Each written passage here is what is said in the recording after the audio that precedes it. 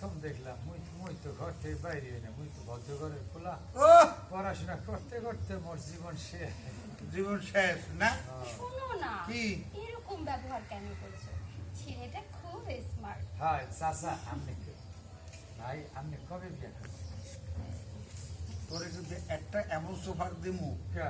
তাই আমি ওই তোর চাষা এখন আবার ভাইকেও খা। তা কি?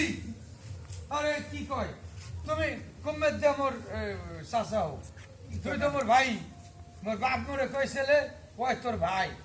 আহা, খালি তোমার চুল কটা পাইকে গেছে দেখে আমি এটা চাচা চাচা বলাইছি। দেখ এখন কিন্তু স্বামী কিন্তু মাইল কিন্তু খাবি। কে? আমি তোর শাস তোর চাষা, এটা তুই ভুলিয়ে দেখি এটা তোর নতুন চাষি।